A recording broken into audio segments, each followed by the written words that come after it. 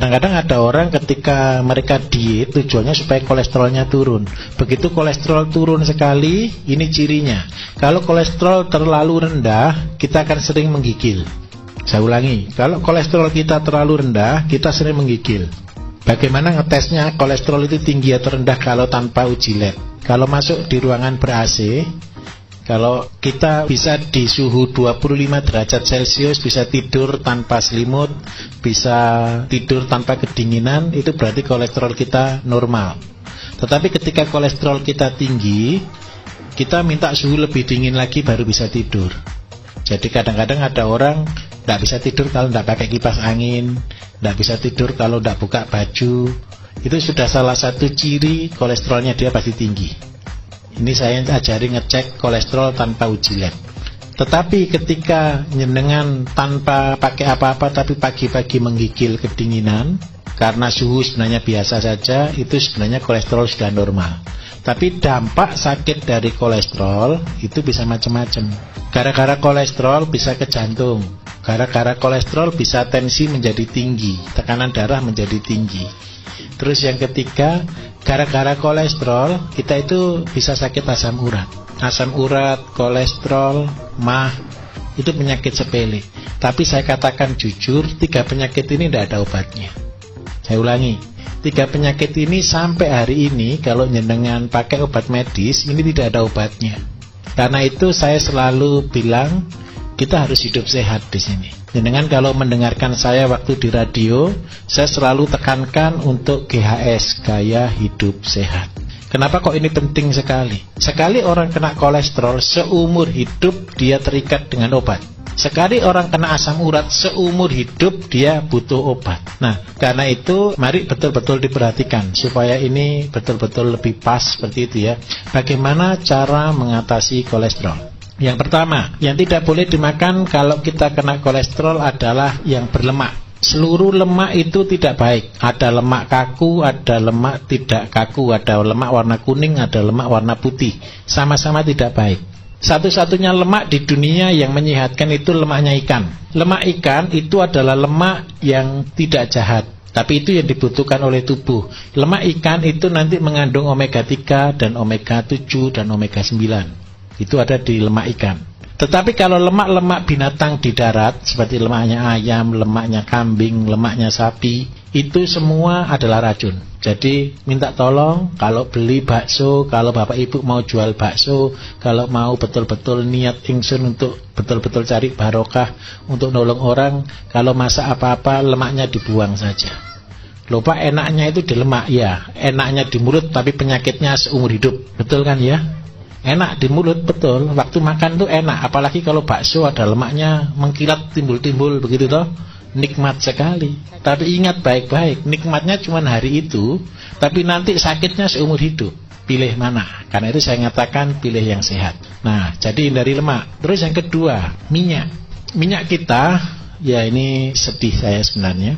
Kita Indonesia ini sangat tergantung dengan minyak. Karena apa? Memang makanan yang digoreng dengan minyak itu jauh lebih gurih daripada direbus ataupun dikukus ataupun dibakar. Tetapi ini triknya supaya kita tetap bisa menggoreng tapi tetap sehat. Jadi kalau menggoreng sesuatu harus sekali pakai. Kenapa kok sekali pakai? Saya kasih tahu Bapak Ibu cara buatnya minyak.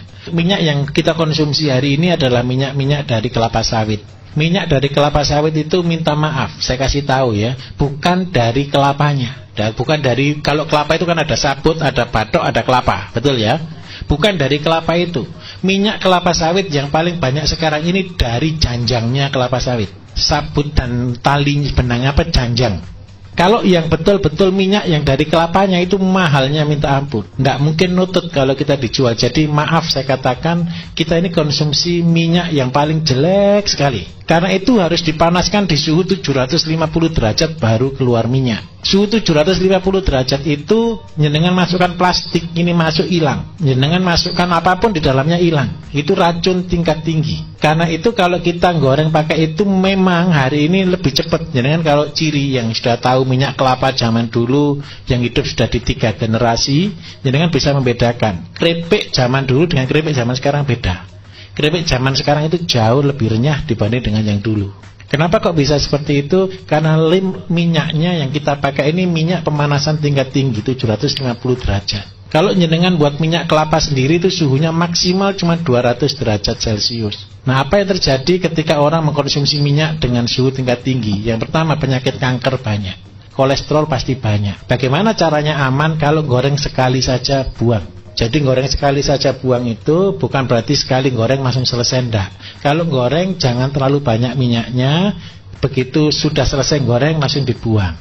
Jangan sudah minyak itu sudah tidak sehat, jangan pakai minyak yang banyak, gorengnya berulang, yang sekarang dipanaskan, besok disimpan, disaring lagi, dipakai masak lagi, terus seperti itu. Jauh dengan cara seperti ini jangan kena sakit yang macam-macam. Pasti yang jelas kolesterol. Kenapa saya sering kali berkata hindari gorengan? Karena apa? Saya belum pernah orang jual gorengan minyaknya sekali pakai, pasti bangkrut. Betul?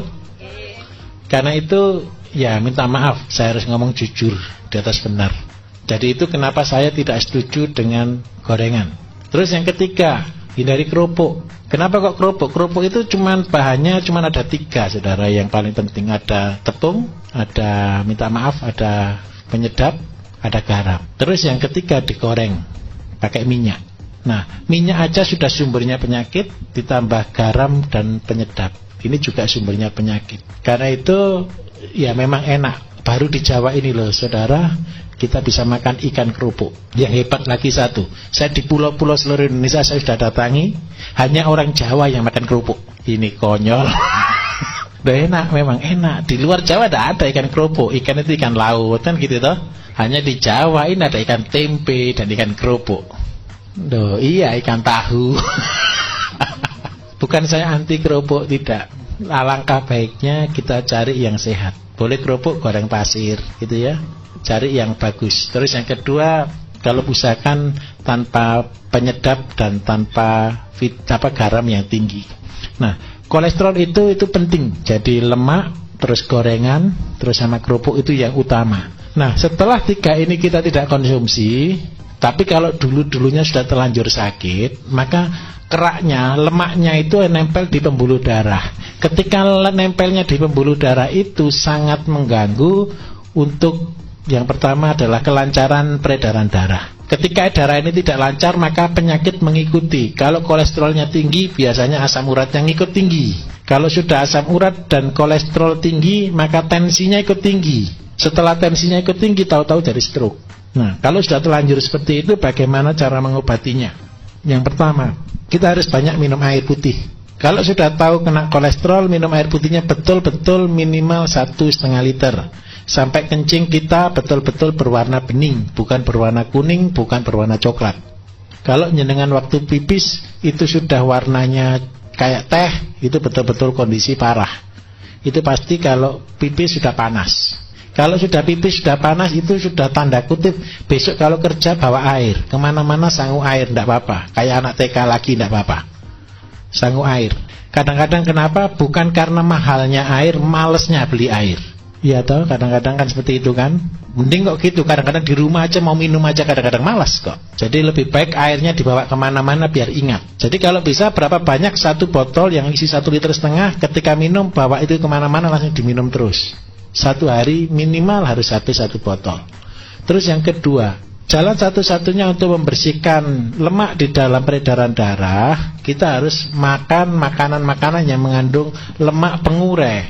Lemak pengurai itu ada di mana? Lemak pengurai yang pertama, bagi kolesterol, usahakan makan buah yang mengandung lemak. Contohnya apokat. Jadi Bapak Ibu yang penderita kolesterol, usahakan 1 minggu bisa makan apokat minimal 1 kali. Syukur-syukur bisa 2 kali. Itu untuk membakar. Jadi lemak yang baik itu untuk melawan lemak yang tidak baik. Kemudian yang kedua, harus dibuka salurannya. Membuka salurannya itu dengan cara apa?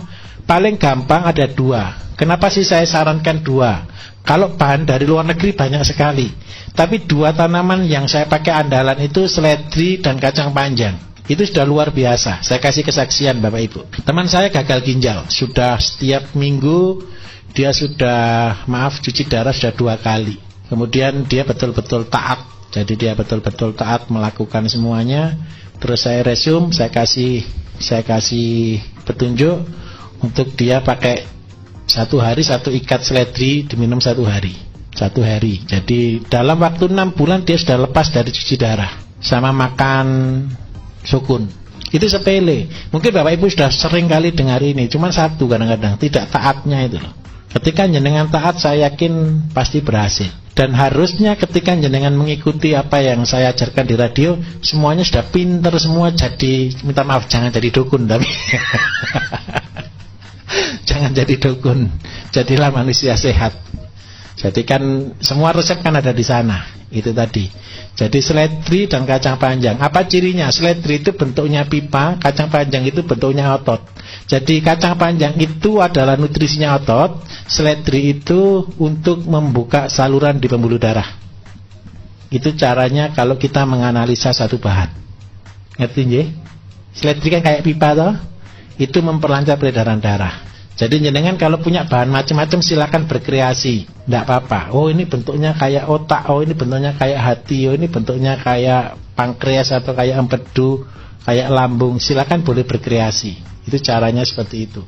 Nah, tinggal sekarang nutrisinya untuk otot. Otot itu neuro, saraf itu otot itu digerakkan oleh saraf. Saraf itu neuro ya, neuro ada makanannya sendiri. Apakah makanan saraf? Makanan saraf itu adalah vitamin B1, B6, dan B12. Itu adalah makanan saraf. Makanan saraf yang paling bagus ada di mana? Makanan saraf itu kalau kita beli vitamin B1, B6, B12 itu mahal. Tetapi kalau kita mau murah itu ada di dalam bekatul. Kenapa saya sarankan mesti pakai bekatul, mesti pakai tajin? Karena apa? Disitulah makanan saraf kita. Jadi kalau saraf kita digelontor, dibersihkan, tapi dia tidak ada makanannya, lama untuk koneknya, lama untuk pemulihannya. Nah itu caranya. Jadi sudah jelas kira-kira? Sangat jelas.